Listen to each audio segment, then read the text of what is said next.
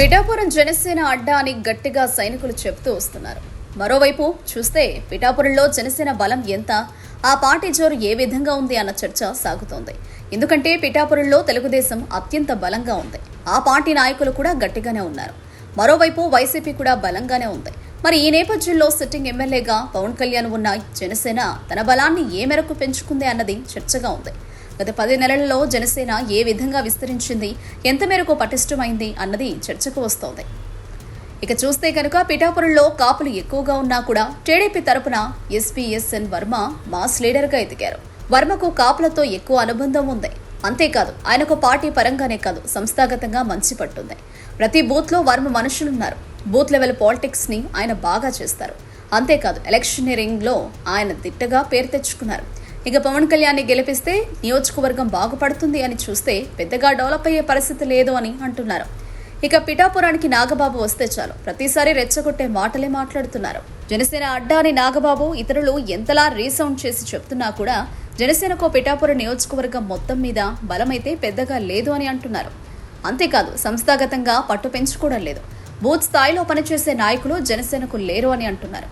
ఇక నాగబాబుని తెచ్చి పిఠాపురానికి జనసేన ఇన్ఛార్జిగా చేయాలనుకున్నా ఆయనకు రాజకీయంగా పెద్ద అనుభవం అయితే లేదు అని అంటున్నారు. దీనికి తోడు అన్నట్లుగా నాగబాబు చేసే ప్రకటనలు కూడా అపరిపక్వతతో ఉంటున్నాయని అంటున్నారు. ఇటీవల ఒక సర్వే వచ్చింది. అందులో ప్రకారం చూస్తే కనుక ఒకవేళ జనసేన ఒంటరిగా పోటీ చేస్తే ఏపీలో జనసేనకు ఒక సీటు కూడా రాదు అని అంటున్నారు. పిఠాపురంలోని ఆ పార్టీ పవన్ కి కూడా 3rd ప్లేస్ వచ్చే అవకాశం ఉందని ఆ సర్వే చెబుతోంది. దానికి అనేక కారణాలున్నాయి. పవన్ తన పార్టీ క్యాడర్ని అయితే ఎక్కడా ఏమాత్రం పెంచుకోవడం లేదు, పార్టీని పటిష్టం చేయడం లేదు అని అంటున్నారు. జనసేన లీడర్స్తో పెద్దగా లాభం లేదని అంటున్నారు. ఇక్కడ మరో విషయం కూడా ఉంది అని అంటున్నారు. ఇప్పటిదాకా జనసేన మీద అభిమానం ఉన్నవారు, సానుభూతి పరులు పెద్ద ఎత్తున వైసీపీలోకి వెళ్లాలని చూస్తున్నారు.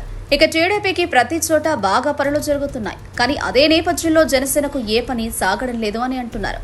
జనసేనలో ఉన్న పెద్ద నాయకులు బాలినేని శ్రీనివాసరెడ్డి, సామినేని ఉదయభాను, మరింత మంది కాపు నాయకులు, కీలక నేతలంతా జనసేనలోకి వెళ్లినా కూడా అక్కడ లాభం లేదని వేడి నిట్టూర్పులు విడుస్తున్నారు అని అంటున్నారు.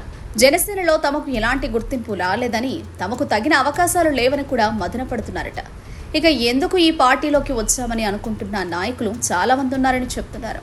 మొత్తం మీద చూస్తే జనసేన కోసం పడిన ఆవేశం కాస్త పాల పొంగులా చల్లారుతోందా అన్న చర్చ సాగుతోంది. జనసేన జోరు హోరు ఇలా ఒక్కసారిగా చల్లారిపోవడానికి గల కారణాలు ఆ పార్టీ పెద్దలే ఆలోచించుకోవాలని అంటున్నారు.